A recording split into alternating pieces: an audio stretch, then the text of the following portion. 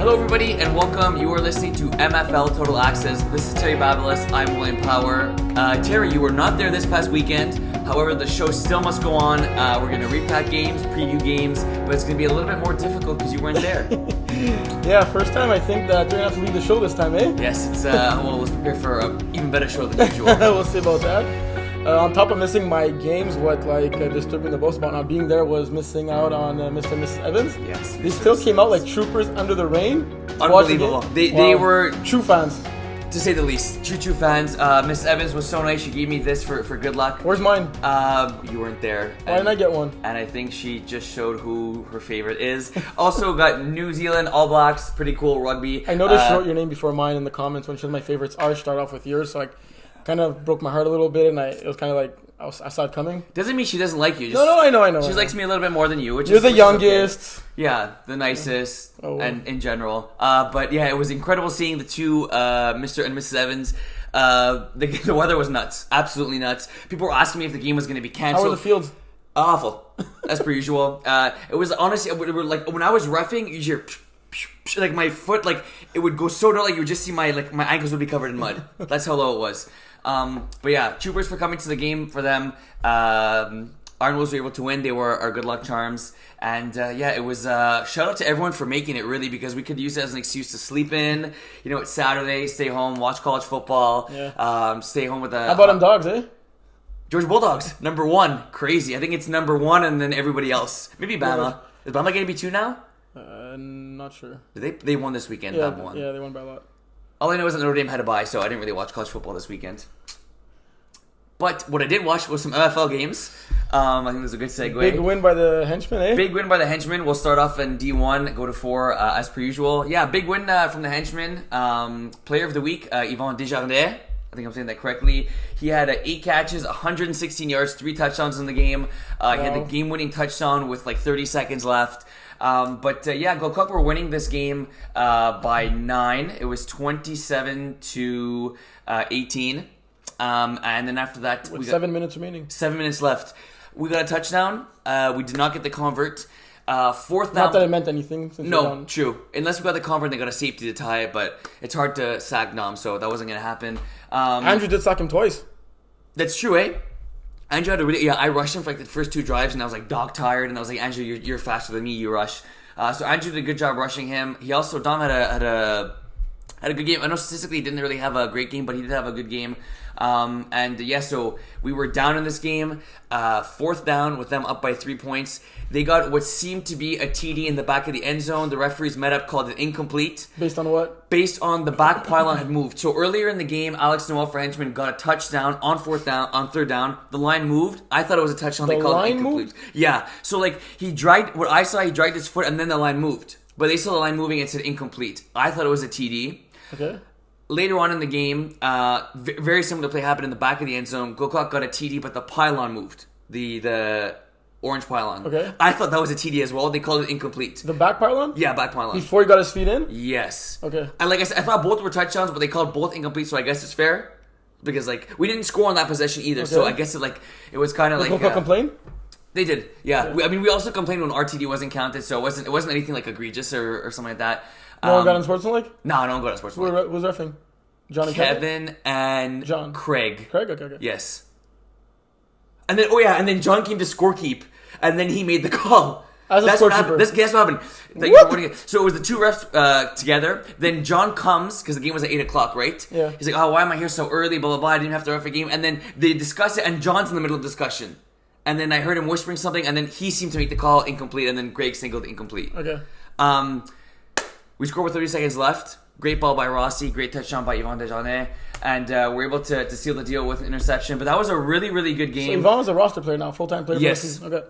He is a good addition for us. But no, it was a really good game. Shout out to both teams, like I said, for playing at 8 in the morning. For playing at 8 in the morning. With those conditions? With those conditions, for playing in the rain. It was a really fun game. What anything from that game? Oh, it's also Alex Lecourrier. I hope I'm getting that correctly. Often an overlooked player on this team. He balled out in this game. I know that like 8'6". Yeah, 8'6". Yeah, exactly. 8'6". He makes He had a sack. He makes Hugo look like he's 4 feet. And he had an incredible game. He had Three catches, 81 yards. 81 yards. It felt like he had more catches, but every one of his catches were timely. Like either were touchdowns. He also got an interception, if I'm not mistaken, or did something on defense. He got a sack. Yeah, he had a really good game. He was their MVP for sure. Really fun game, and yeah. Is Ivan clearly Ross's guy now? Could be. I think the cool thing about the henchmen is that we feel like we have different guys week in, week out. I mean, over 100 yards, the second top receiver doesn't even have 40. That's true. In terms of catches, he had 8 catches. Then you have Alexei, who's the center, right? Yep. He had 6. Then it goes 3-5, 2-3-1. Yeah. Curse only 1 catch. Did he not play offense? 1 catch for 4 yards. He didn't play too much. He was quote unquote injured, but he made his presence felt on the defensive side of the ball with 2 interceptions. This is a big loss for Gros Coq, as now they're really on the outside looking in. And we'll preview the games late at the end of the show, but they have a big matchup coming up this coming week against Outlaws. Yeah, and their schedule doesn't get any easier because their other 2 games are Holy Trollers and Henchmen again. Exactly. It does not. If you look at like the 2, 3, 4, 5, they're separated by half a game. So 2, 3, 4 seed are all 4-2. Gros Coq are at 5, at 4-3, half a game behind. This is going to be a really exciting finish to the season. Yeah, definitely. Any other game you saw in D1? I caught a glimpse of Gros Coq Honor game, a bit of the second half in that one. That seemed to be fairly tight. But Gros Coq's defense was able to kind of clutch up in that game. I know they only got 1 pick, still forcing Dave to throw 14 incompletions.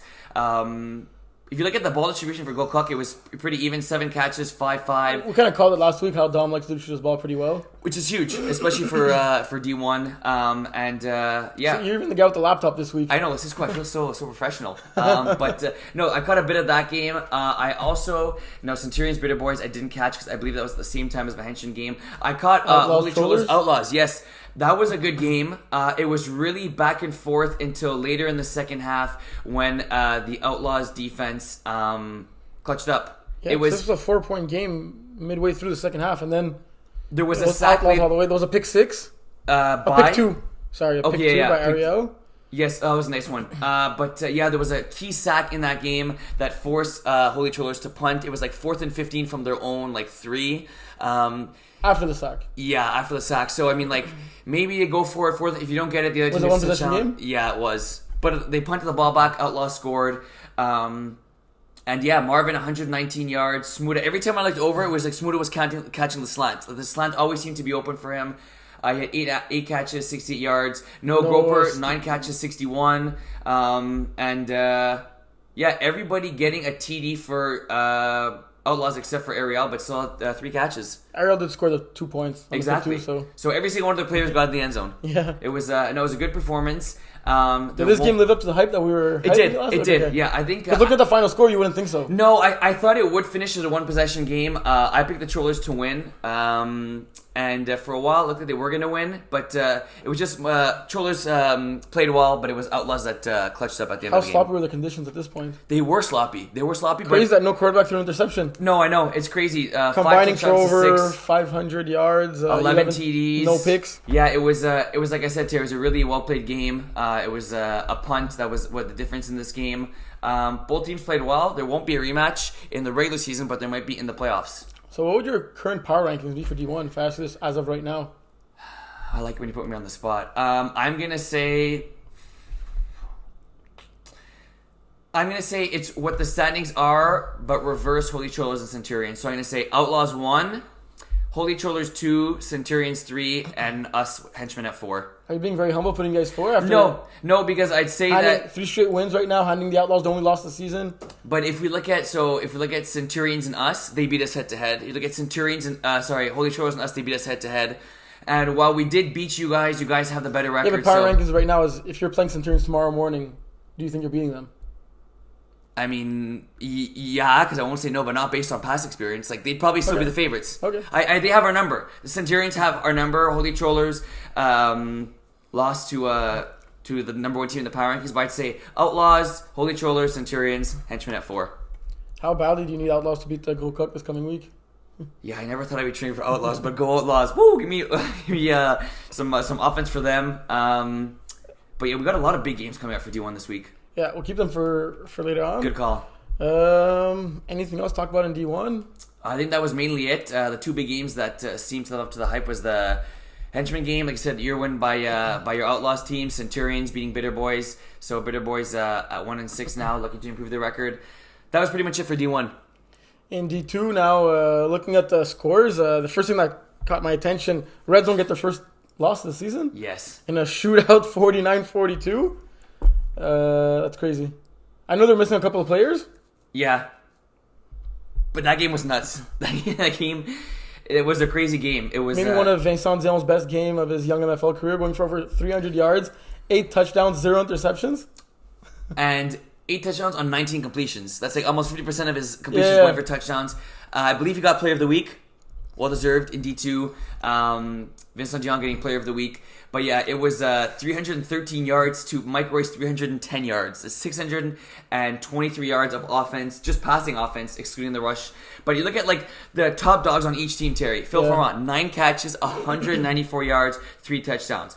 Dom for Red Zone, 12 catches, 134 yards, 1 touchdown. This was like top dog against top dog. Was it raining here too? It was raining, but it doesn't seem like it. No, it didn't. And surprisingly, Mike Roy was throwing that deep ball very well in both of his games. Yeah, I'm not surprised. No, but it was raining though. Like it's not like when he was playing, the ball was drier. Like it was like at least drizzling when his teams were playing, and he was throwing a very good deep ball. But I know my famous line is, whenever I looked over, this happened. But for Tanat, literally, whenever I looked over, it was Phil Ferrand catching a beautifully thrown deep ball by Vincent Dion. 9 catches, averaging over 20 yards per catch. That's crazy. Crazy. But I think that if we said that Red Zone would have lost on Saturday, probably would have been to Joey's haters. And not Tanat. And I was once again the only one who got that pick right. And I back-to-back weeks, I was the only one that predicted Red Zone would beat Joy's haters.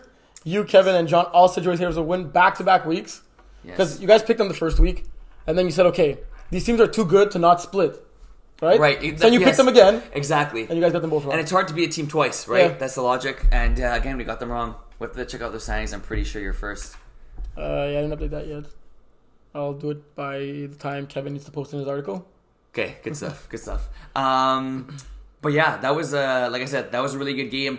If you look at the standings now, it's a big win by Les Tenants. A game, I guess you can say they weren't expected to win. They are right now in that 6th and final playoff spot at 2-3, with your OG Panthers half a game behind, and Vultures half a game behind, but having Ben McMahon at quarterback and now winning 2 straight. Yeah, and defeating the Almighty Outlaws. Yes, that is a game we... good segue. Let's jump right into that. I did not catch much of this game. What I did catch was... I was playing at the time. I look over, Dad, Stephen Harpersad. I hear him say, he's getting ready to hit the ball. Marvin's revving. He says, wait for the whistle. This is Steve. Literally like that. Like a pouting baby. He's like, literally this for 10 seconds, not moving. Did Marvin have the line? Yeah. Marvin blows the whistle. The second he blows the whistle, it says, hut, boom, and he gets ready to make the throw. It was like Dad pouting. It was like a pout fest. Why was he pouting? I think he was pouting because they lost. Okay. And he doesn't like losing. He's not losing. That's number 1. Number 2, I think that... he criticized Marvin after the game. His reffing? But no, politely though. Like not to, and Marvin had admitted to making a mistake in the game. What was his mistake? I think that a player was down and Yeah. Is that what you heard too? Yeah, a player put his hand down. But if no one's around, you could let it go. But Dad said that someone was an inch away from him, and Marvin let it go. But that's a judgment call at the same time, right? It's not like a blown rule where like he'd not know his rule, right? Like it is a judgment call. Like if in Marvin's opinion, the player that put his hand down was in no danger of being contacted. Yeah. And Steve can complain about something that he is wrong about, right? He's really good at that. Yeah, definitely. Oh, well, trust me, we know that. But you're right, it's not in the rule book. Like, this equals that. It's a judgment call, like you said. Like PI. Well, yeah, like PI, but like the same way that it's a judgment call, but if you obstruct the player from making a catch, it's a PI penalty. The same way that if the player's in danger, or someone's about to make a tackle, like there's this distance between each other, you have to blow it dead. Yeah, facts. Yeah. Like I said, I didn't see that. That was, as Steve was saying, that was like an important down. I believe that was 3rd down. They're all important downs when it's a mistake, right? 100%. But look at this game here. We talk about the weather, 47-40. Really, so much high. Yeah, honestly, I don't know what it was. Maybe it was the missed tackles in the rain. But Ben McMahon, like I said, quarterbacking in this game, 6 touchdowns to 1 pick. Anthony Drysdale, primarily known as I know he has good hands, but primarily known as a shutdown defender, DB. He's not the snapper, right? That's James. No, James is the snapper. Yeah, contributing to the offense of this game. Anthony, 6 catches, 120 yards, 3 touchdowns, 2 1-point conversions. So he caught 5 balls in the end zone. He got 5 balls in the end zone. Probably his brother James Drysdale, 3 catches, 27 yards, a TD. Roberts getting 2 catches in the game. Riley Kesey getting 2 catches as well. And look at the other side for Outlaws. Dave Gatukovsky, 11 catches, 102 yards, a touchdown. So the weather wasn't stopping players from balling out in D2, that's for sure. But you look at it. What were Dave's stats? 11 catches, 102 yards, and a TD. Wow. And a 2-point conversion. Also, Anthony Drysdale got 2 interceptions. So we talked about his 3 touchdowns, 2 1-point conversions. He's got 2 picks, and James Drysdale got a pick. So not often you pick off Steve once a game. They picked him off 3 times. Yeah. Steve throwing 3 interceptions, although he did pass for 284 yards. You'd think there wasn't many stops in this game, but there was 4 total picks. This was a really good game, and I think that it kind of goes down to if these guys play again in the playoffs, I'd probably pick Outlaws, but at this point in the season, Vultures needed this win more, right? Look at the standings. I don't know if I'd pick Outlaws. I think I'd pick Outlaws based off experience, and I think that the veteran experience is going to be adjusting to what Vultures did in that game. I don't think it's going to be one-sided. I wouldn't be surprised if Vultures win in a rematch, but I probably would pick Outlaws. You look at power rankings, Outlaws are the better team, but it was really Vultures that needed this one more and clutched up and got it. Outlaws sitting at 3-4 now, eh? That's Are they in trouble? If they don't get the defense figured out, I think they're in trouble. Their last 3 games are against OG Panthers, Joey's Haters, and they turned down. Joey's Haters, self-explanatory, the same thing about that, how good they are. And OG Panthers and they turned out are struggling to make the playoffs right now. They're both on the brink. So, it's going to be 3 hard games for the Outlaws, right? Definitely. They got to win Can at you least see 2 a of scenario them. where Outlaws don't make the playoffs in D2? Yeah. How happy would you be? I like the Outlaws. But I'd say that no, I would be surprised, but I can see it happening, Terry. Like we talked about, D2 is that crazy division. And the Outlaws got lucky in the schedule. They don't have to play the first place team, Iron Wolves. Right? Thank you for mentioning Iron Wolves. That's correct. They don't. Or is it the Iron Wolves that got lucky not having to play the Outlaws? Well, considering we're first, I think anyone who doesn't have to play us is pretty lucky.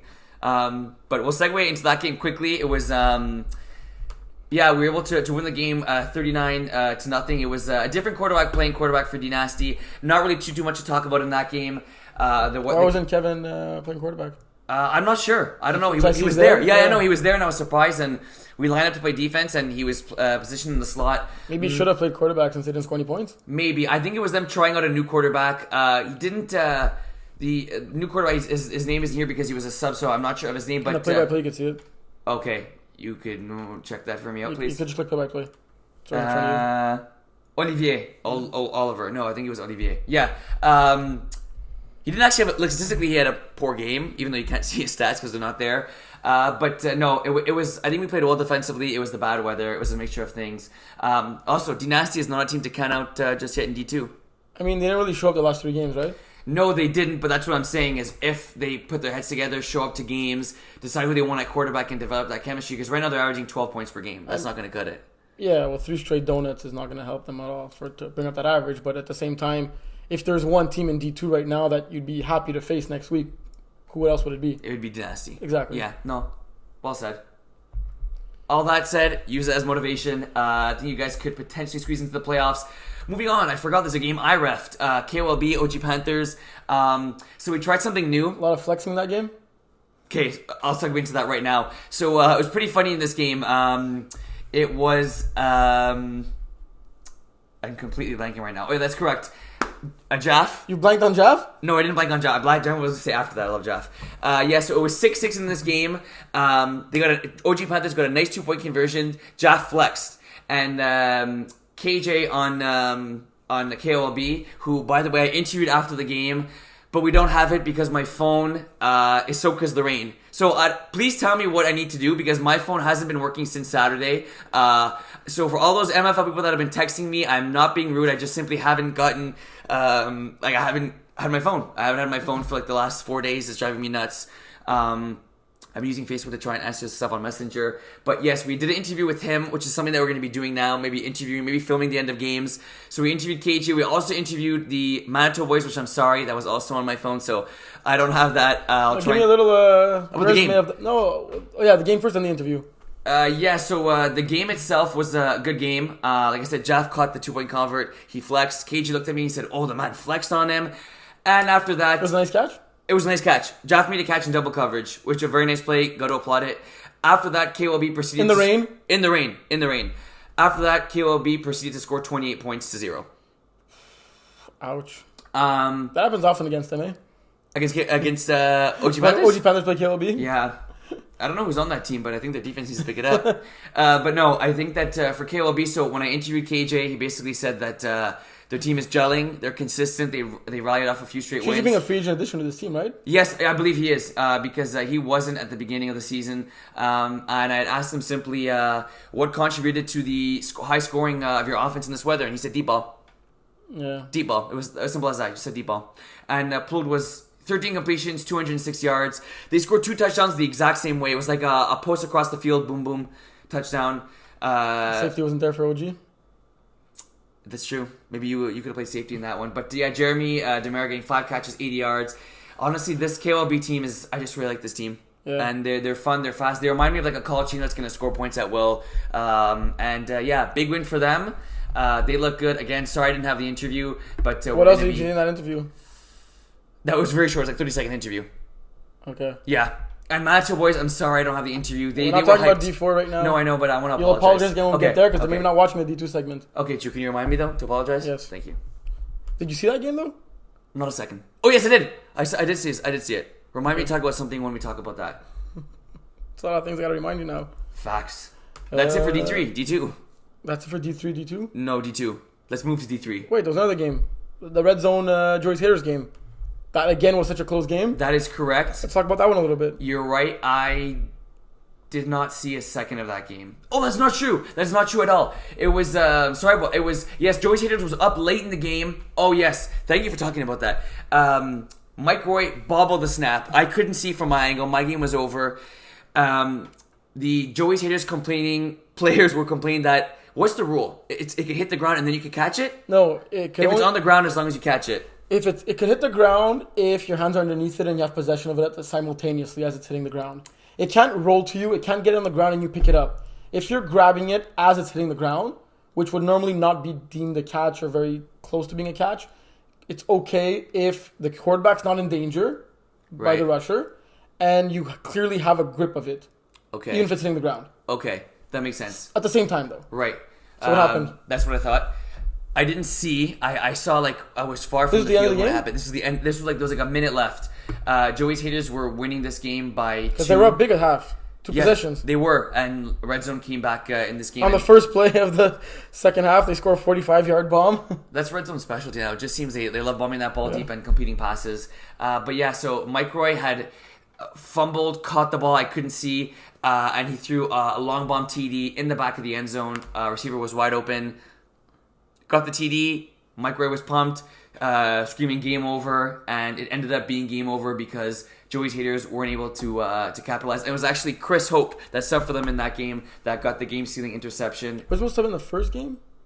He subbed in both. Oh, okay. Yeah, he subbed in both. Really nice catch back of the end zone. Great throw by Mike Roy. What? Dom didn't lead his team in yards this game? I know. 7 letting them in catches, 7 catches, 38 yards. Olivier Mathieu, it was him that believe that him caught the long bomb touchdown. 29 yards. Yeah, it was big tall receiver. He's good. He's a guy that often gets overlooked. But he made the play of the game for them, and Red Zone beat Joey's Haters again. Back to back, eh? Back to back. Even the D2 standings are looking so tight, eh? When you look at it, Haters are 3-3, Outlaws 3-4, Tanal 2-3, OG 2-4, Vultures 2-4.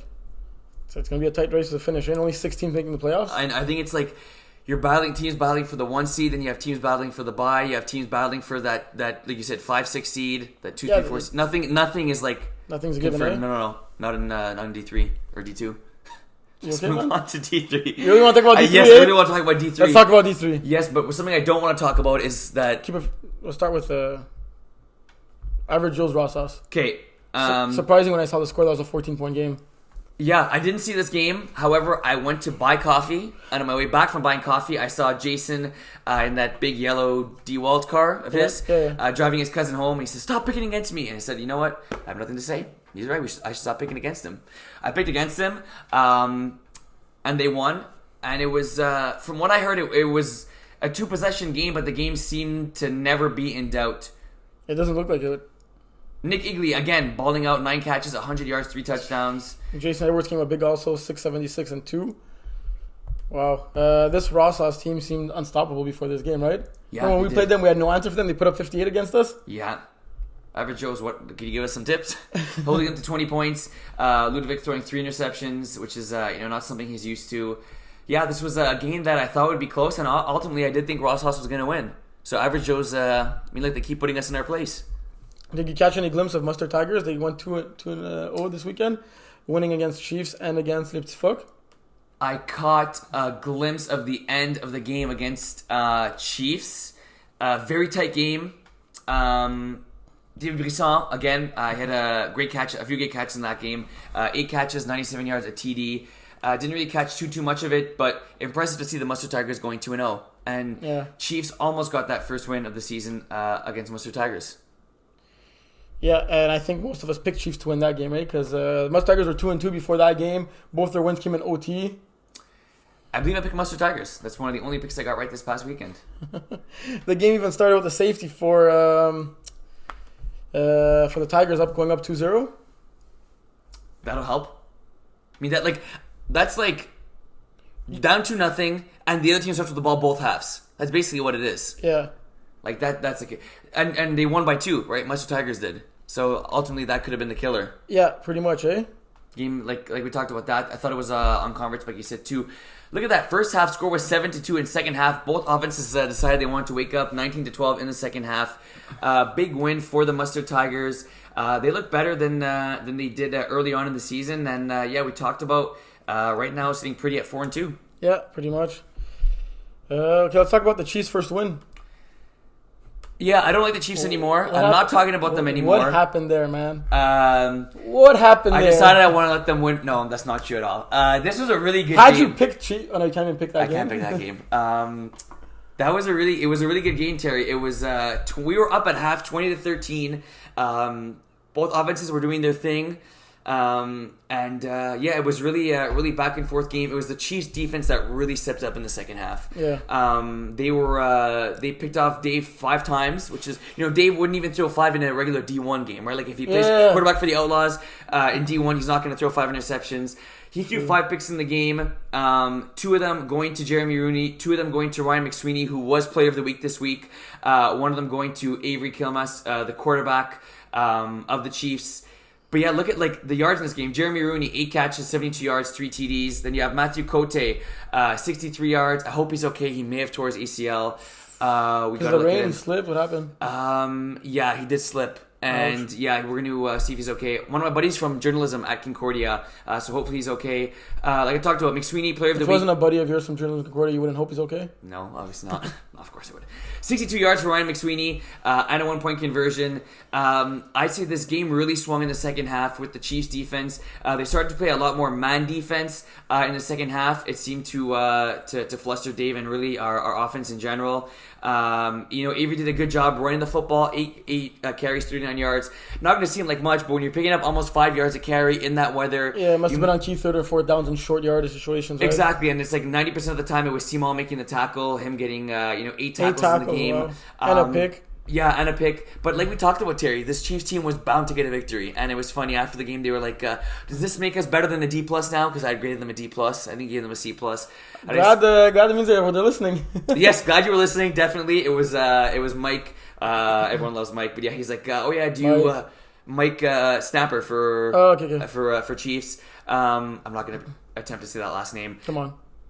Jaznovic. Not bad. Thanks. And yeah, he was like, "Are we better than a D+ now?" And I said, "Now you're like an A+." Well, I mean, it was mid-season report card. It doesn't change his mid-season grade, right? It's true, it was. And like I told him, I was hard on them because I knew what a good team if you fail your midterm and then you kill it at the final, you're not gonna get the midterm. Some teachers do that. Back in my days, if you do really well in the next one, they would kind of grade the other one as like 10% instead of 50. Really? Yeah, Westmont High, baby.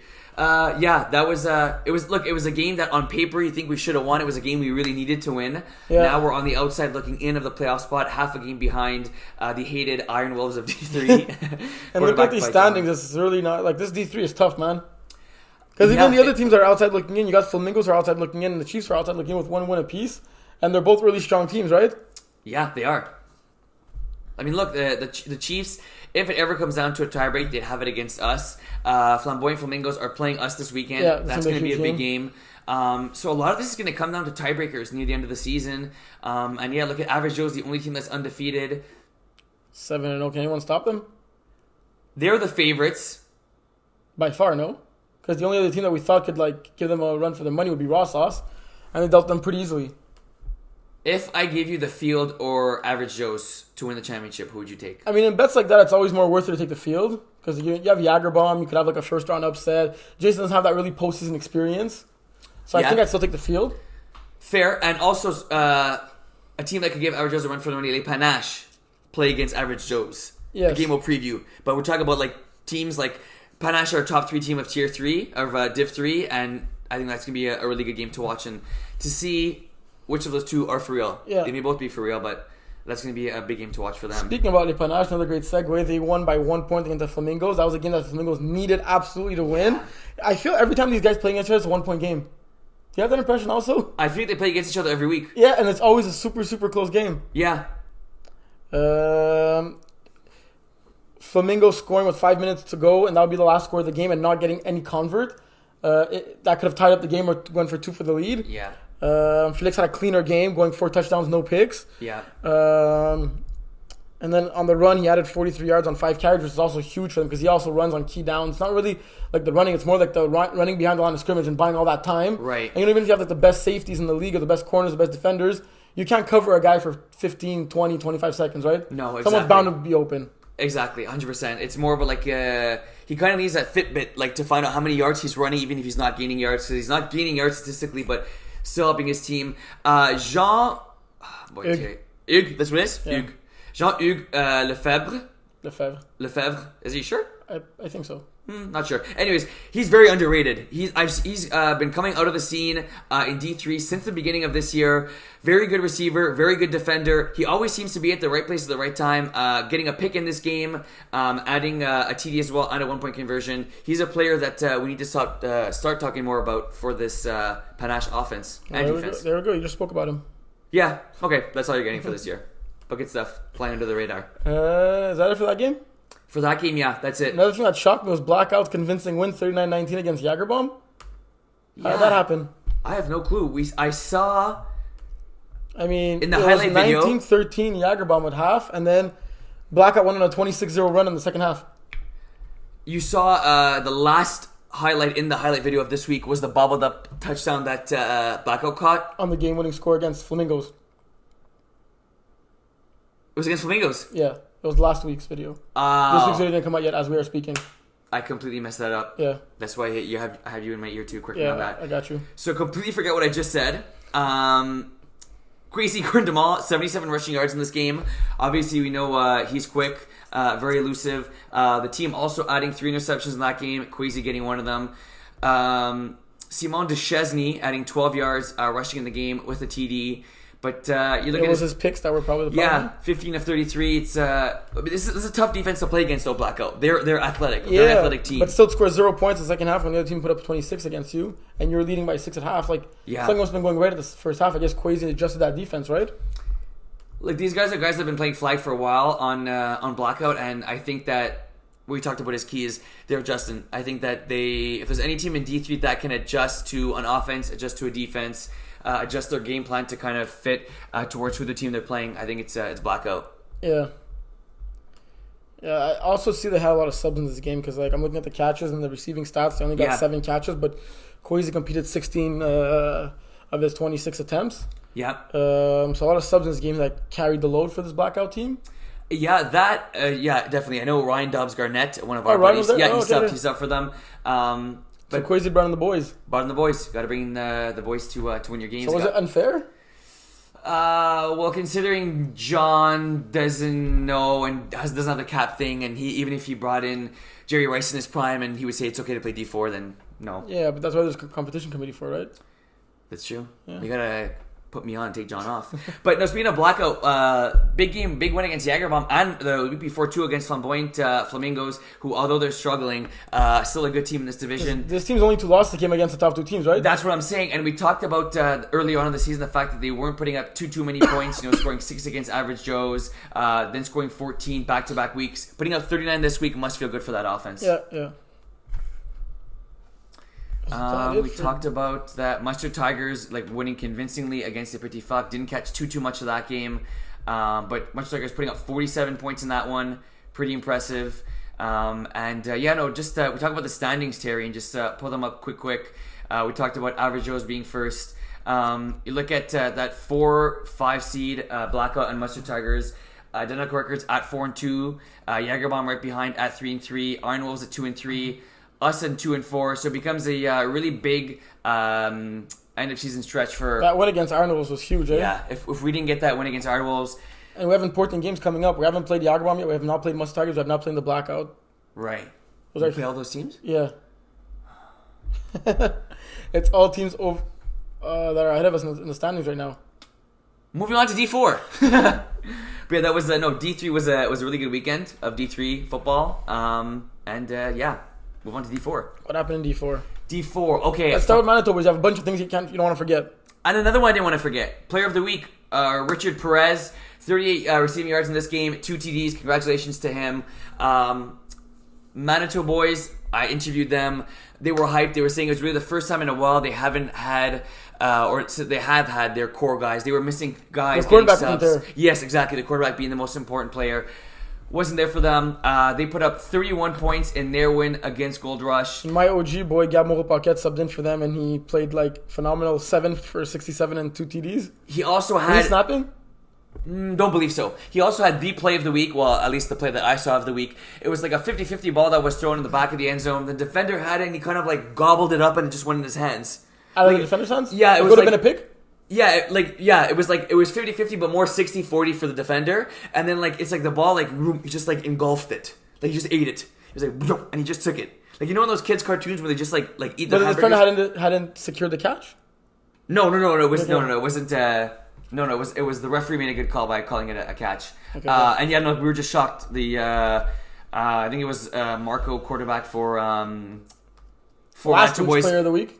Yes, last week's player of the week. His mouth dropped. He was like, "I can't believe he caught it." Yeah, it was crazy. It was a sick. Not only did he save an interception, he got a touchdown out of it. Exactly. So it was. It was for a TD, right? It was for a TD. Yeah, for a touchdown. And Manitoba boys rally off their 3rd straight win. And before getting into that, let's talk about Gold Rush first. Yeah. Why isn't Travis running more? 3 rushes for 7 yards. This guy could run 100 yards a game if he wanted to. I get maybe he wants to become a better passer and throw the ball more because maybe his team's not having as much fun. But this was a really good team in D5 for the most part of last season, right? Yeah. And it was basing it off Travis running early in the game and then opening up things for the passing later on. Yeah. Do you think, when you think of poor weather and raining, is that more a situation for you to run more because you can't throw, or it's tough to run because it's slippery and you pass more? You got to run more in that situation. That's what I would think too, which is why it's even more surprising that he only at the same time, the defense tends to bunch up because they know you can't really throw deep as well in the rain. Yeah. But you still got to make those guys miss. Even if they're bunched up, the flags are harder to get in that rain, right? Yeah. They are. I'm surprised. I think it's like you said, Terry. You probably want to get better as a passer. Moving up a division, you can't rely on the run as much as you would in the lower divisions. Could be that, but yeah, don't be. Maybe he feels bad for his, receivers. You sometimes even you say you don't want to run too much to throw us the ball. Yeah. I think whatever's best for the team, you do. But yeah, Travis, look for him to run a little bit more. He's also a sneaky good defender. He had a pick in this game. He's a really good defender. Yeah, he's we talk about obviously what he does on the offensive side of the ball because he's quarterback. Yeah. Really good defender as well. Now going back to Manitoba boys, anything else that you have to remember to say about them? Your boy making a nice catch. Player of the week. I apologize for the interview. What was sum up that interview for us? Main thing was they finally got their quarterback back. But the quarterback wasn't playing. What? They had Marco subbing in a quarterback for them. He's not their regular quarterback. So why'd you say they had their quarterback back? I never said that. You said they were happy to have all their players, and I said they were missing their quarterback. Oh, for this game? Yes, for this game. Oh, I thought you meant he came back for this game and this was their quarterback. I think you lost a couple of people. Yeah, my bad. Manitoba boys were missing their quarterback in this win. Okay. This makes this win even more impressive. So they couldn't have said in the interview, we had a quarterback back today. No. Were you the one interviewing them? Yes, they said that they were missing their quarterback for the previous weeks, and I assumed that meant the quarterback was back this past week. But he wasn't. Like you talked about, it was Marco subbing How many for games them. their quarterback play? Click on the team. No, go up. Yeah, click on the team. Bro, I know how it works. No, Manitoba boys. Right, that's what I'm doing. Transitioning. It was a good interview. I interviewed one of the guys, and all of them pitched in, so it was a good. Who'd you interview? Who did you choose to interview? Oh gosh, I don't know. It was one of the Manitoba Boys players. What did you want me to look up? Click on Manitoba boys. Yeah. Click on their stats. Scroll down a little bit. Yeah, Marco is a player on this team, but he Yes, but it wasn't exactly. You know, you can scroll down by doing this. You don't have to go to the. Yeah, I don't want to do that. Okay, Adam Gorzen. Is that how you say it? I guess. Yeah. Okay, so he was. Okay, got you. My apologies, folks. I thought the quarterback was back. He wasn't. Say QB back. Something quarterback back. No, it's fun to say that quarterback back. But yes, the quarterback back wasn't back.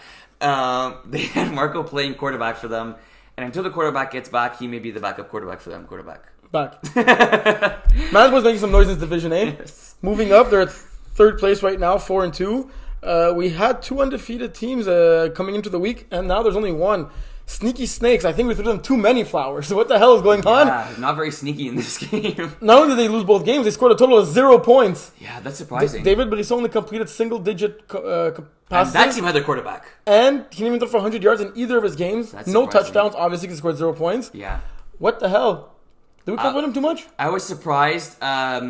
Kevin was talking to me about the game, but like I tried to zone out Kevin as much as I could. Yeah. Like I was at that point I forget where I was going. I was walking to the coffee shop and he was talking to me and I was like, I need peace and quiet, and he was like, blah, blah, blah, blah.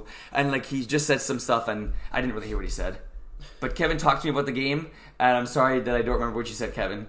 But yeah, Sneaky Snakes not scoring a point is pretty surprising. Because you'd think they'd beat this Phoenix team if they only scored 18, right? Most definitely.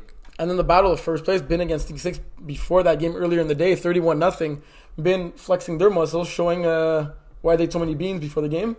Yeah, well said. Yeah, it's. Do you like beans? Yeah, you. I hate beans. Like anyway, I don't know why I brought that up. But You you should know talk when about we go to Brossard and we have like our stuff and we have the beans on the side. I never eat the beans. Have you ever tried them? No, I mean like not those ones, but I've tried beans. You've tried beans in the past? Breakfast beans, yeah. Yeah, and you've never liked them. No, All right. they're just like I think people pretend they like beans because it's healthy. Folks, you don't have to pretend you like The something because ones it's at healthy. the breakfast are not that healthy. They're like super fattening, and there's like a bunch of like. So there's more healthy ones than those. Yeah. So they probably taste like absolute crap. No, when they're unhealthy, they taste better. Why do you eat McDonald's so much? No, if they're unhealthy, they taste better. That's right. Yeah. Yeah, but you said the one at the breakfast place are unhealthy. So they taste better than the other ones. Yeah, so the other ones must taste like But crap. we're not talking about the other. We're talking about the ones at the breakfast place. Beans taste like crap. Anyways, Beans won this game 31-0.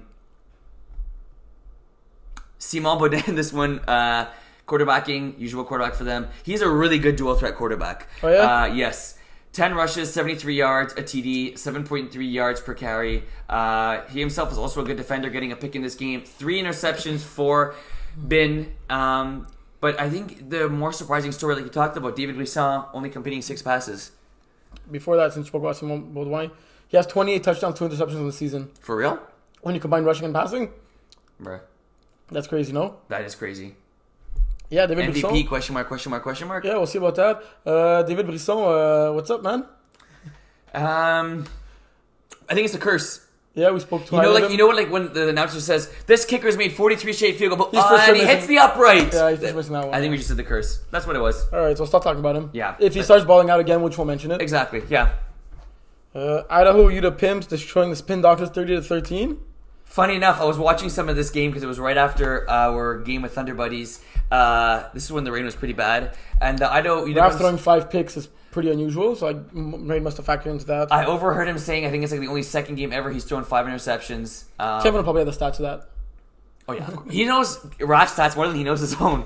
But yeah, for Idaho Utah Pimps, one of the players like, he's finally decided to watch a D4 game, but not rudely. Like play, they said, I said sorry guys, like blah blah. I'm sorry we got our name completely wrong. We got their name completely wrong, and it was Brian that told us what it stood for. But these guys, I was looking at them and I was like, holy cow, these guys are athletic. Then this guy comes that's like 7 foot tall that can play tight end for Laval with just using his left arm. This team is like straight up. Like if you look at them athletic wise, they could probably play D1. Yeah. I mean, they might get there soon. It's the first. I think this team was really just a bunch of guys that have been just throwing the ball around and don't really have like flag football experience, right? I have no clue, but probably. Kyle Daniels having 12 catches in this game, 77 yards, a TD. Harris, I'm not sure if that's first or last name. Could be both. Could be both. Harris getting 5 catches, 97 yards, good stuff. Eric getting 3 picks in this game. Harris is getting 2. Other guys have 3 or 4 or 5 names on the website. He's got 1. Good stuff for Idaho Udipimps. More impressive win by them or more significant and worrisome loss for Spin Doctors? Yeah. No, that's a question. My bad. I was looking at the stats. That's okay. Question. That's something I'm playing with you. Yeah. The rules are so reversed today. Some of you get that joke. Ask again before I hit you. I forgot what I asked. Oh yeah, Idaho Udipimps. More impressive win by Idaho Udipimps or more worrisome loss by Spin Doctors? I'd say more impressive win for Idaho Udipimps because Okay. they're having a great season. They're 4-2, over 500 right now. Currently in 4th place, stringing in 2 straight wins against the defending champions of D5 and the runner-ups, Phoenix and Spin Doctors. Whereas Spin Doctors, we knew they were having kind of a rocky season, right? And they're kind of a 500 team. It's exactly where they are right now. But Idaho, this new team coming in, I think this is much more impressive. I agree with you. But if I had to play devil's advocate, Spin Doctors giving up a total of 82 points in the last 2 games. If my mental math is correct, that's 41 a game. Yeah. That's not going to cut it. That's really not going to So I'll say for that, Spin Doctors need to win their next game, and they're playing the Sneaky Sneaks coming off. Who need to score some points. There you go. Something's got to give. Yeah, something's got to give. Exactly. Good point. So that should be a good one. We'll preview that one a little bit later. Anything else that caught your attention in D4 that you were not there for? Are Bin clearly the team of B to beat? Yes. Are Bin the average Joes of D3 right now? Like, are they the only undefeated team left? 7-0. I mean, yes, they are the only undefeated team left. Are they as strong in D4 as average Joes are in D3? I think they're stronger. Yeah. I think that if there was one team I had to bet in all of MFL that win a championship, I put my money on them. Bin of the field. No, Bin. But I'm saying, I understood. Bin. I understood if you had to pick one champion of the year, you put on Bin. So I'm asking Bin of the field. Bin. Really? Yeah. I'm listening if I want to make a bet right now. But how could I say I would take Bin as the champion? You would ask me Bin of the field. That's like me saying I don't like peanut butter and you're asking me if I like Reese's Cups. Hear me out, okay? If Bin have the most chance of winning the championship, their chances are probably still under 50%. Disagree. No. That's not how math works. Well, that's how my math works. Bin cannot have more than 50% chance of winning the championship. Well, guess right what? now. They have a 99% chance because they're going to win. Okay. You want to make a bet or you want to not lose? Okay, Bin of the field. I take the field, you take Bin? We're doing this live? Yeah, the usual. Yes, okay, so I'll make sure to ref Bin. Perfect. Yeah, deal. Okay, let's go. Bin. No pressure. I have nothing against Bin. I also think they'd win if I had to pick one team to win. I just think that you're too confident right now. But obviously you don't think they're going to win because you're picking the field. Stats are against them. We'll see what happens. Drama Club winning. What are we betting? The usual? Yeah. Okay, perfect. We'll have to go over it again. No, good call.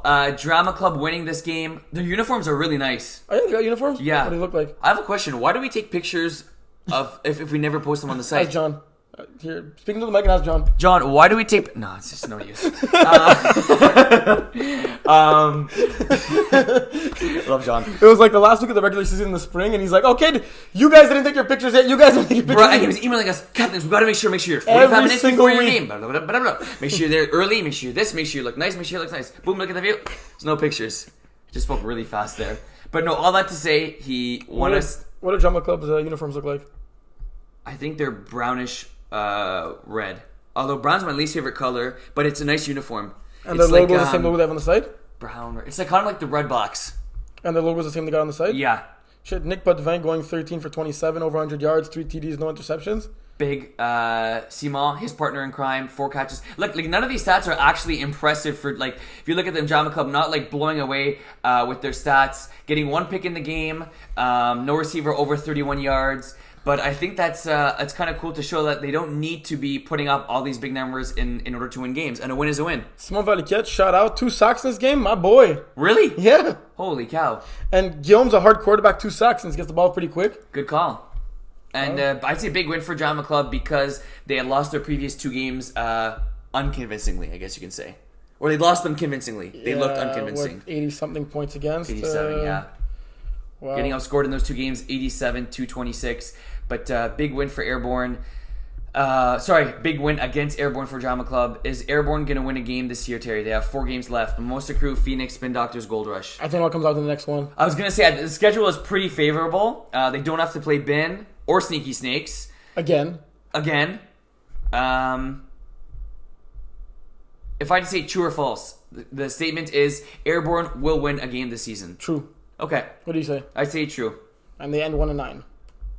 Okay. So I think, they have back-to-back this week. Game at 8, game at 9:30. I can't believe there's games at 8 o'clock. How was that last night? This past week? I had a total of 3.5 hours of sleep that night. Better than what you thought. You were estimating That 0. is true. I wanted to go get coffee before, although I was running late. Your dad brought you to the field? My dad brought me to the field. All the way to the field? Because you weren't there. Yes, he brought me all the way to the Did field. he stop at Tim's with you for you? He did not. Did he make you a tea in the morning? He did, but I woke up too late. The tea was there, and I'm pretty sure my mom had it because it was... Did you have your bagels? Slept in. Bro, no, I had nothing. I woke up in the morning. Oh, yeah, I ate an apple in the car. I hate having it. Bro, you know when you brush your teeth and eat an apple? It's the worst thing It's not ever. as bad as an orange, I think. Brush your teeth and eat an orange? Yeah, I think that's a little worse. Really? I never done that. Try it. Okay, well, I like oranges better than apples anyways. But, yeah, so... Why do we... Oh, yeah, so we get to the field, and as you know, I'm the captain of henchmen. Craig is like... Sorry, sorry, my bad, Greg. Craig. Stop Owie. No. And he was like... Because I want to get it right. It's Craig. But Owie's his name. No, Craig is his first name. It's Owie. What? Do people call you Will or William? Okay, wait a minute. Is his first name Craig? No, it's Owie. So what's Craig? It's his nickname. Are you serious? Well, you know I'm gullible. You can't be doing stuff like that. So we get to the field, and Owie is doing captains, and he's like, any questions, boys? I'm like, can we ask John why we have 8 o'clock games? Even 9:30 games are already too early. I mean, how many times you picked me up from Tim Hortons and we're like, bruh, it's too early, it's 8:45. What do you answer? And he laughed and said, bruh, tell me about it. At least he was there. We should judge refs for having an 8 a.m. slot. Just strike? No.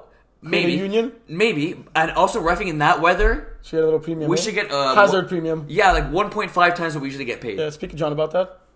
I will. Because we're like this. We're on good terms. Completely forgot what I was saying. Airborne are going to get a win before the end of the season. They will get a win before the end of the season. Big win by Phoenix, like we talked about. Big win by Drama Club. Are the playoffs set for this division? They are not. How many teams make the playoffs in this division? 7 out of 10. Look at Drama Club and Mimosa Crew. No, I don't think they're set because you look at maybe the top end. Yes, they are, but the top 7 make it. Drama Club's at 7, 7 Mimosa Crew do play Drama Club. Exactly, at 1-5, and Gold Rush is 1-5 as well. So if you get into a 3-way tie, you got to look in all that nitty gritty analytical stuff. But no, Then how big was that win for Drama Club this past week? It was massive. Yeah. It was massive. There's still 4 games left. No, I think there's still a lot to play for. But I do think Spin Doctors and Up are basically guaranteed a playoff spot. I agree. Yeah. Do we start previewing some games? Let's do that. All right, let's see D1. Outlaws Gold Cook. We're doing our picks? No. Not doing picks. No, they'll be in the article. Okay. More suspense that way. Okay, yeah, good call. You go first. Well, this is going to be... Every time Outlaws and Gold Cook play against each other, it's usually closer than when they played against earlier this season. Outlaws won that game 40-20. Gold Cook were undefeated at the time. I think this is going to be a really chess match. I think Gold Cook need this win way more than the Outlaws need this win. Right? Outlaws dropped this. Gold Cook dropped this game. Their path to making the playoffs gets a lot harder. Mm-hmm. And Outlaws after that big win against Holy Trollers are kind of more like chilling out now. Not as much at stake since they have that tiebreaker against Trollers, even if they lose. It's true 2-0 against them, eh? Yeah. What do you got? I definitely agree with you 100% that it's going to be a bigger game for goal clock than it is for Outlaws. One thing I want to watch in this game, Alex Lecourrier, I'm not sure I'm pronouncing that correctly. I want to see if he can continue his hot streak. He had a really good, 2 set of games last week that he played. Really good game against us. I'm not sure his stats against Honor Game, but I know he had an impact in that game as well. 3 catch, he got a TD in that game. I want to see if he's able to continue that, because there's a lot of ballers on this team, and if he could even elevate his game, that would make this team even more dangerous. I look forward to seeing how he's able to play against Outlaws. Do Honor Game with their first win this week? They are playing Bitter Boys. You don't give me your pick, but preview the game. I think this is the best chance of them getting their first win. I agree. I definitely agree. I want to see the tempers flare. I don't want to see tempers flare. Oh, damn. I want to see... Imagine you reffing this game alone. I think that I would rather put my hand in a hornet's nest than ref this game and get paid double. But yeah, we're looking at... You'd pay John not to ref this game. Oh yeah, 100%. Yeah, and I would skip all my games I have that day. No, that'd be fun. Look forward to the challenge. But I want to see... No, really, I want to see the emotions in this game. Emotions are going to run high. Both teams obviously need the win. Bitter Boys have 1 win. Honor Game looking for that first win. I want to see how many players are going to get ejected in this game. Hopefully it's none. If anything happens, hopefully we're able to keep the trash talking to a minimal. But I want to see how both teams are able to stay composed. Lots of firsts could happen this weekend. Yes. Do Henchmen finally beat Centurions? You tell me, man. You tell me. It's hard to bet for them, right? Because I feel Henchmen could beat any team. But Centurions. Yeah, I don't know. I feel like even if you took a D4 team and put them in Centurions jerseys, they still beat us. It's just the Centurions jerseys our kryptonite. I hope we do get our first win. You guys could really cement your playoff spot by winning both of your games this weekend. We right? can, but it's also that Centurions Henchman game is as important to us equally. It's as equally important to us as it is to Centurions. I'd say slightly more important to us. Yeah, because we're 4 and they have the head-to-head. You could split and then you won't have the head-to-head. They won't have the head-to-head, right? So yeah. Can you guys clinch your playoff spot by going 2-0 if the Gold Cup lose? I didn't even think about that. I think clinching a playoff spot in week. Did you guys beat Gold Cup? Yes. Yeah, we did. So if you guys win both your games, you'll be 6-2. Yeah. And if Gold Cup lose, they'll be 4-4. They can't get more than 6 wins. What if it's a 3-way tie? That's the thing. You'd have the head.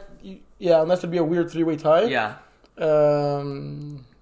Yeah, but even then, if you're winning both your games, not many teams that'll have the tiebreaker over you guys in the 3-way tie, since your only loss came against will be 1 against Smyrna, 1 against Trollers. So I think if you guys win both your games this weekend, you can let your team know that it's 90% sure that you guys are clinching the playoffs. We get to forfeit the rest of the games. Take it easy. Okay, that'd be good. So even more motivation. Henchmen, if you're listening, keep that in mind. Although Do Henchmen listen? No, never. No? Bro, they barely respond when I write them in the group chat. But that's what kind of makes it fun. Why does it make it fun? You like the challenge? Yeah, because I feel like I'm super important, and even though no one listens. But I think that it is the best chance for Honor Game to get their first win. But I'll make my pick a bit later on. D2. Outlaws, OG Panthers. How much are you going to be rooting for OG Panthers in this one? A lot. Dad's going to be mad because he told me I couldn't hate on Outlaws anymore. You're not hating on them if you're rooting for the other team. It's just like OG Panthers more. I really, really hope OG Panthers win this game. No. Yeah, I think this is obviously a huge game for both teams. Outlaws have a doubleheader playing against Haters afterwards, so this is a huge weekend for them. If they go 0-2 and here they're in trouble. Unfortunately, I know I'm not supposed to win my picks live, but I don't think this game will be close. Which one? Outlaws, OG Panthers. Because we're going to destroy them? One can dream, my friend. One can dream. I mean, OG Panthers, as good or as bad they've been in any given season, they've always given Outlaws a tough time. And you also beat them early on in the year. We beat them early on with Dave, but we beat them last year with Steve at quarterback. There you go. There you go. And they were happy that Honor Game in the playoffs beat us because they were worried to face us in the finals. Fair. Yeah. That's true. Man, I felt good beating you guys. But no, OG Panthers, you guys are a really cool team. Honestly, the guys are super chill. Honestly, you guys are a really chill team. Obviously, there's you, Jaff. Me and Jaff are there. What do you expect? Yeah, that's true. You can have a bunch of but excluding you guys, really fun team, really good team, good group of guys. Definitely rooting for you guys to make the playoffs, but huge game, Terry. Look, we talk about in this division, only 6 teams make it. If you guys win this game, that puts you guys to 3-4. That puts Outlaws to 3-5. The tiebreak, you guys would have the tiebreaker. Tiebreaker 2-0 against them, and you'd be half a game ahead of them. This is a huge game for Outlaws. It's a really huge game for both teams. Yeah. Okay, pop quiz. If I told you Les Tannants played Red Zone last week, who would Les Tannants and Red Zone be playing this week? Red Zone. They'll be playing against each other again. Exactly. Yeah. You got it right. I got it right. So Tannants are playing against Red Zone again. God, John's not predictable. So another huge game. Actually, are you being serious? No, I swear. So we played against Dynasty twice this year, Iron Wolves, but we don't play against Outlaws once. Yeah, exactly. So Red Zone, Tannat have two games. Yeah. They're back to back. Huge games. Doubleheader. Red Zone, Dynasty. They're sitting at the 6th spot. At the end of the week, are they still holding on to that 6th spot? Who's that? Les Tannants. After the 2 games against Dynasty and Red Zone, are they still in the playoff situation? I think they go 1-1, so I'm going to say yes. Okay. That's fair. Yeah. And Vultures, Iron Wolves. Oh, boy. That's a huge game. Shoot. Damn, that's a big game. I'm not looking forward to chasing after Ben. You're not going to be No, I won't be rushing. But chances are he'll break our rusher at least once or twice, and we'll have to make tackles downfield. Is that what you're saying about John? He'll miss one. Yeah? He'll miss one and make all the others. That's going to be a good game. Big game because I don't know how the heck we're in first place, but we're in first place at 5-1. You heard it after losing from the first him game of the season because I knew you were going to say it. 5-1, 5 straight wins for us. Vultures, half a game behind the playoff spot. That's going to be a big game. I think it's going to be a high scoring game. It should be. All the games are always going to be high scoring. Yeah. Flag football ain't about defense. Facts. What do you think about Joey's Haters, Outlaws 5 That's going to be a huge game. Yes. Max and Steve rivalry, that's crazy. Every time they play against each other, there's always a bunch of points, a bunch of touchdowns, a bunch of records to be broken. Yeah. One matchup to look forward to in that game, or one thing that sticks out to you in that game. Player matchup, quarterback matchup. Just a quarterback matchup, I say. For Yeah. me, I can't say anything more impressive than those two.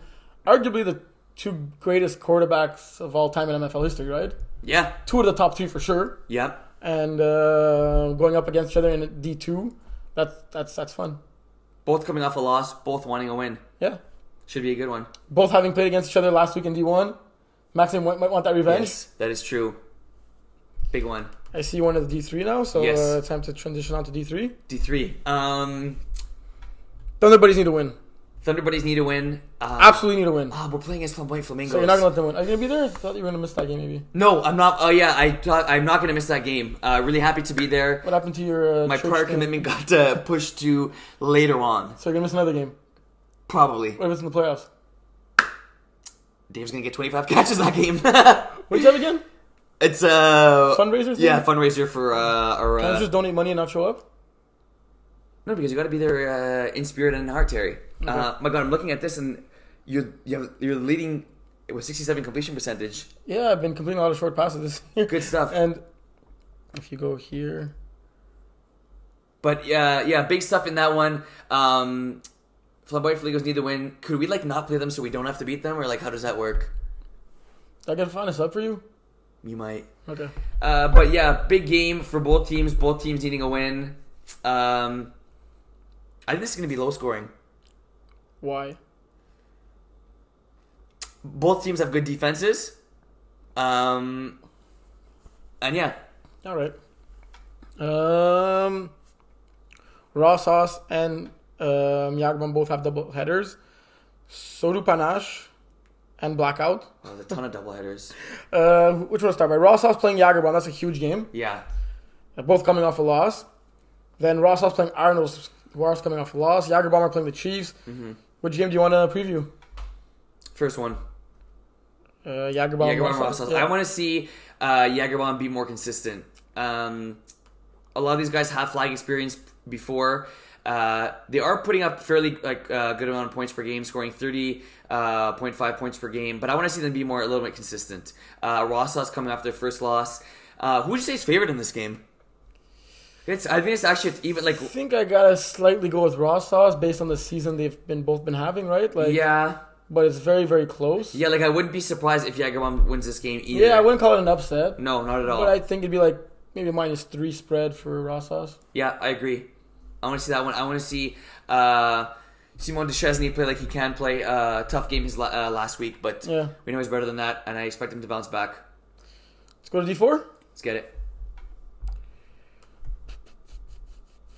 Let's see. Yeah, D4. There was a lot of look at the past week. A lot of games that weren't close. Yeah. 2-possession game, 3-possession game. And we were bragging about how close all these games were in every division, especially D4 early on in the season, remember? Right. But I think those new teams kind of found their groove, and now they're taking it to the next level. Because in D4, there's 2 types of teams. The teams that have been there for a while that are maybe slightly less skilled Yeah. at playing that division, and also the new teams who are not familiar to the sport but are super athletic. The way you're describing, I think it was Idaho or Manitoba boys. Even Manitoba boys seem like a pretty athletic team. Preach. And they're both kind of new to the sport, and then start off a little slow. But once they hit their groove, and once they get like the way that they were telling about in that interview, they're all there. All the players are not missing their team, and they're getting that chemistry. Yeah. They're flying. 100%. And these teams clearly would have gotten maybe killed in D3 at the beginning of the season, but they're showing now that by the end of the season, they could probably compete in D3 next year. Well said. Honestly, you said it perfect. I was trying to think of something to add, but you said it perfectly. So which game you want to preview there? Let's preview Idaho UWPim's Gold Rush. Do Gold Rush bounce back in this game? No, Idaho's too strong. I would tend to agree. Do Airborne get their first win this week against Mimosa Crew? No. No? No. Mimosa Crew, Dolphins jerseys. Get the win. Don't play like the Dolphins. Get the win. Yeah, or else you ain't getting no win playing like the Dolphins, eh? No comment. I'm not talking about them. They're on probation. How many points? We're divorced for the next few months. How many points? And they're gonna get remarried? Yeah. Someone you got divorced with? What? Okay, we're taking a break. We're taking a break. Yeah, we're taking a break. How many points Sneaky Snake scored this I'm weekend? freaking wearing this Tua shirt. What'd you say? How many points Sneaky Snake scored this week? How many games are they playing? 2. 58. Sneaky Snake score 58 points? That's correct. After scoring 0 in the past 2? That's a bold prediction. Is it a bold prediction? I mean, they just scored... Thank you for reminding me. We didn't do a bold prediction last week. I can't believe we had a lot of stuff we spoke about last week. Yeah, true. Okay, I'll do bold predictions. I guess you already said yours because Sneaky Snake scoring 58. I can have a second bold prediction. Okay, but you understand Sneaky scored 0 in the last 2 games, right? Yep, but they're playing against Spin Doctors who have been struggling 1, and they're playing against Gold Rush who have been struggling 2. 58. 58. You wanna... Is that it for the previews? Or no, let's go one more. Let's go with Phoenix Airborne. What do you want to say? How many total picks in this game? 5. I'm going over. Over 5? Yeah. That's kind of mean because Kevin throws 6 and Guillaume throws 1. Predictions. Predictions? Yeah. Bold predictions. Incorrect. Oh, we're not making our picks. Yeah. Oh shoot. Brossard. Oh, we skipped Brossard. Yeah, I completely. Can't yeah. Oh my god. I don't have no clue. I forgot. I have no clue. What time is it now? Okay, so we have 45 seconds starting now. What a week this is gonna be. So, the top 3 teams have clinched. Yes. I think pretty much in that order. Are we're part of the top 3? Yeah. Bro, Joff got Player of the Week. Did you know that? No, I didn't know that. RG1 catches 3 touchdowns. Why are you surprised? His stats seem to. No, I'm not surprised. I'm surprised we haven't heard about it. I'm not gonna lie. Yeah, Respect. he probably doesn't know. Also, shout out to JC getting 5 picks this past weekend. 5? Yeah. In 2 games or in 1 game? No, against us, bro. You didn't check the stats? Simon threw all 5 picks to him. All 5? Yeah. Did he think GC Are you not our team captain? I was away this weekend on vacation. I saw 2, and then I kind of stopped wanting to check. You saw 2... The first 2 picks that he got. I looked during the game and I saw... Oh, you're checking live. I was asleep, Yeah. bro. The game was at 9:30. Yeah, you weren't there either. No, I wasn't there. Wow. Shoot, I told... Oh, never mind. What were you going to say? Whisper it. I told them I had a prior commitment, and I just admitted that I was sleeping during the game. What's the prior commitment you told them? A prior commitment. Yeah, what was no, it? I didn't tell them what it was. Anyways, it's okay. We'll be there for the rest of the season, Terry and I. Yes, JC I had actually good reason. I wasn't in Montreal. Yeah. Why? Because I took some time off to go on vacation. Started taking vacations since 2019. Sounds a little sketchy to me. I like sleeping in better. But yes, so shout out to Jeff, having a big game, and JC as well. But yes, give me the clinching scenarios. So like, every team could still make the playoffs. Buccaneers could still make the playoffs. Outlaws could still make the playoffs. 23 could still make the playoffs. Cyclones could make the playoffs. That's crazy. What better can you ask for? That Cyclones are in a playoff spot? Yeah. Bro, they were crying 4 weeks ago about how their season was over. Yeah. Does it surprise you? Does it surprise you? No. Okay. Thanks for cutting me off. Yeah, it's what you do to me all the time. I have to. Yeah. Everyone can make the playoffs. That could be a first for real. That's in itself. It's crazy that in the last week of the season, everyone can make the playoffs. Can Bread and Circuses snatch the 1 seed? Yes, if they win both games, they got the 1 because they have the tiebreaker over Jackrabbits. Then you have something to play for as well. Yes. Jackrabbits will be watching and rooting for anyone but Bread and Circuses on the sideline. Yes. We are playing against... Oh, they're rooting for us, so we're rooting for us. Cyclones play against... They play against Buccaneers. Correct. But even if they win, they do not make the playoffs if Outlaws win. Really? Yes. Because But- Outlaws have the head-to-head against them. But what if 28-3 win and it's a 3-way tie? So Oh god, this is nuts. if Cyclones and 28-3 and Outlaws all win, If the three of them win. it will be a 4-way tie with Invaders, Cyclones, 28-3, and Outlaws. All 4 wins. We have a 4-way tie. If we lose. Yeah, if we lose. Yeah. Because we already clinched, so we don't need to win as much as them. Right. So it'll be a 4-way tie with only 2 making the playoffs, us, and then the other team making it in would not be Cyclones. Okay, if we're not part of that 4-team tiebreak and it's Assuming we win, Cyclones still do not make it. Cyclones need to make it alone with 28-3. So if Outlaw wins, Cyclones are out no matter what. Cyclones only have the tiebreaker against 28-3. So if Outlaws win, Cyclones are out no matter what. Outlaws are playing Bread and Circuses though. Game that probably let's do our picks now. We don't do our picks.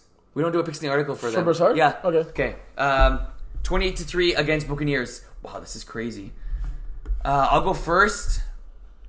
I'm gonna go with the experience of 28-3. Same. Okay, next up. We don't pick our own We don't pick our game. own games. Invaders, Bread and Circuses. Skip that one. Bread and Circuses, Outlaws. Man. I say Bread and Circuses. I say Bread and Circuses by 13. Last but not least, Cyclones, Buccaneers, 11 o'clock, right before the 1 o'clock NFL games. I say Cyclones. I say Cyclones as well. And if that's the case, the standings that we see now will be the final standings. So according to Terry and I, it will be us versus Bread and Circuses round 1, Jackrabbits versus It would be Cyclones. us against Bread and Circuses if we beat them. If we do not, it would be us against Jackrabbits. Oh, okay, good call. Yeah. So let's say we're underdogs. Okay, so still a lot to be decided. But it's Brossard, actually good because MFL. if ever we beat Bread and Circuses, we wouldn't mind facing them. Right, fair. And if we lose against them, we won't have to face them. Yeah. So it's a win-win for us. It's the best of both worlds. Yeah, definitely. That's it it. for Brossard? That's it. Picks? Bold predictions. Bold predictions. Bold predictions. You go first. Okay. Joey's haters.